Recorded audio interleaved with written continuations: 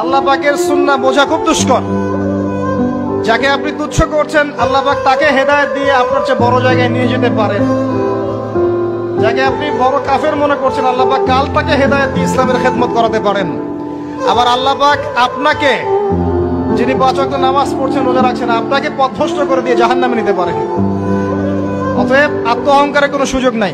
আমি এই যুগের কথাই বলছি। নবী সাল্লাল্লাহু আলাইহি ওয়াসাল্লাম বলছেন, আমাদের নবী বলছেন, আমার উম্মতের একটা অংশ, সবাই না, আমার উম্মতের একটা অংশ অবশ্যই জেনাকে হালাল করে নেবে, অবশ্যই মদকে হালাল করে নেবে, মদ পান করবে কিন্তু মদের নাম অন্য দিবে, এবং তারা গান বাজনা বাদ্যযন্ত্র নর্তকীদেরকে হালাল মনে করে নিবে।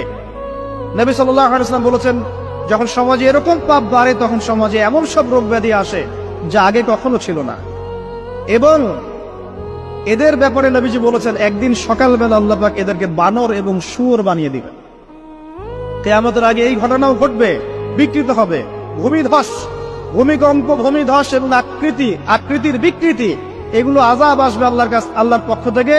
এই জেনা, এই ব্যভিচার, এই পরকীয়া, নোংরামি, অশ্লীলতার কারণে আল্লাহ পাক তার নবীকে বলছেন, হে মুহাম্মদ বলেন সাল্লাল্লাহু আলাইহি ওয়াসাল্লাম, তোমার উম্মতের কোন ব্যক্তি যদি আকাশ জমিন, পুরো আকাশ জমিন সমান গোনা নিয়ে আমার সামনে দাঁড়ায় কিয়ামতের মাঠে, তোমার উম্মতের যে কোনো ব্যক্তি, নর নারী, যুবক যুবতী, যেই হোক না কেন, সাদা কালো, ধনী গরিব, হুএভার হি ইজ, তোমার উম্মতের যে কোনো ব্যক্তি আসমান জমিন সমান গোনা নিয়েও যদি আমার সামনে দাঁড়ায়, কিন্তু তার আমল নামার মধ্যে শিরিকের কোনো পাপ নাই। কোন পাপ নাই?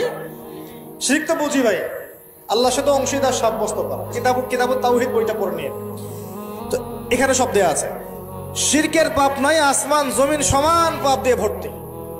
আমি আল্লাহ তার সামনে আসমান জমিন সমান ক্ষমা দয়া নিয়ে হাজির হব ইনশাআল্লাহ। মানে আল্লাহ পাক তাকে মাফ করে দিবেন ইনশাআল্লাহ।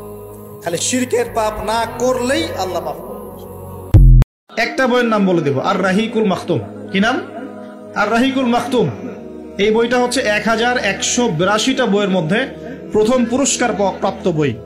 লেখক হচ্ছেন আল্লামা সফিউর রহমান মুবারকপুরি রাহিমাহুল্লাহ। অন্তত এই বইটা পড়তে পারবো না? নবীর জীবনী জানার কোনো প্রয়োজন নাই ভাই। আমাদের প্রিয় নবী মুহাম্মদুর রাসূলুল্লাহ সাল্লাল্লাহু আলাইহি ওয়াসাল্লামের জীবনী গ্রন্থ অন্তত একটা বার এক বছরে পড়ে দেখতে হবে। পারা যাবে ইনশাআল্লাহ? একটা বইয়ের নাম বলে দেব, আর রাহিকুল মাখতুম। কি নাম? আর রাহিকুল মাখতুম। মানুষ বাইরে অভিনয় করে, মানুষ সমাজের মানুষের সাথে বাইরে একটা অভিনয় করে। কোন কোন ক্ষেত্রে আমরা নিজেরাই নিজেদের সাথে অভিনয় করি। কথা সাহিত্যিক হুমায়ুন আহমেদের নাম শুনেছেন? ইন্তেকাল করেছেন। একটা সময় ছিল আমরা স্কুলে পড়তাম, কলেজে পড়তাম, মাঝে মাঝে টুকটাক এ ধরনের কিতাব, বইপত্র পড়া হয়েছে। হিমু, মিসির আলী, এইসব পড়া হয়েছে। শরৎচন্দ্র, বঙ্কিমচন্দ্র, রবীন্দ্রনাথ, নজরুলের কবিতাগুলো, ইভেন শেক্সপিয়ার, অ্যাডাম স্মিথ সহ, যিনি অর্থনীতির জনক। যাই হোক, তিনি তার বইয়ের মধ্যে লিখেছিলেন যে এই পুরো দুনিয়াটা হচ্ছে অভিনয়ের মঞ্চ। কথা সাহিত্যিক, তিনি বলছেন তার মতো করে, এই পুরো দুনিয়াটাই অভিনয়ের মঞ্চ, আর আমরা সবাই নিজ নিজ জায়গায় অন্যের সাথে অভিনয় করছি। কোন কোন ক্ষেত্রে আমরা নিজেরা নিজেদের সাথে অভিনয় করছি। যারা পরিমাণ সন্দেহ করবেন না যে আল্লাহ কি দিবেন না দিবেন না, আল্লাহ পাক অবশ্যই দিবেন ইনশাআল্লাহ। ওয়া মান ইয়াতাওয়াক্কাল আলাল্লাহ ফাহুয়া হাসবুহ, যে আল্লাহর উপর তাওয়াক্কুল করে আল্লাহ পাক একাই তার জন্য যথেষ্ট। আল্লাহ পাক যথেষ্ট। ইয়ারযুকু মান ইয়াশা বিগাইরি হিসাব, আল্লাহ পাক বেহিসাব রিজিক দেন যাকে চান। মিন হাইসু লা ইয়াহতাসিব, এমন উৎস থেকে রিজিক দিবেন যে সে কল্পনা করে নাই। নামাজটা ছাড়েন না, যত পাপ করছেন করেন, আমি বলি নামাজ ছাড়েন না। ইনশাআল্লাহ একদিন নামাজই আপনাকে পাপ থেকে বের করে আনবে ইনশাআল্লাহ। কেন? শয়তান আপনাকে এগুলো বোঝাবে কিন্তু, যে নামাজ তো আমার সময় পায় না, আমি তো অনেক পাপী মানুষ। এই ধোকায় পা দিবেন না। তুমি অন্যকে আলোকিত করতে চাও, তাহলে নিজে আগে কষ্ট স্বীকার করা শেখো, কষ্ট ভোগ করা শেখো।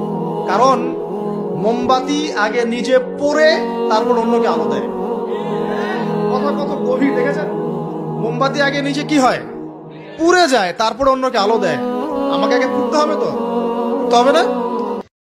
যদি 100 বার এই দোয়াটা কেউ পড়ে সারাদিনে, লা ইলাহা ইল্লাল্লাহ ওয়াহদাহু লা শারীকা লাহু লাহুল মুলক ওয়া লাহুল হামদ ওয়া হুয়া আলা কুল্লি শাইইন কাদির, ওই দিন শয়তান তার কাছে আসবে না, 100 গুনাহ আমলনামা থেকে কেটে দেওয়া হবে, 100 নেকি লিখে দেওয়া হবে এবং আল্লাহর কাছে দিন শেষে একটা তালিকা পেশ করা হয় আজকের দিনে কে কি আমল করেছে, এই তালিকায় তার নাম দেখবেন সবার আগে।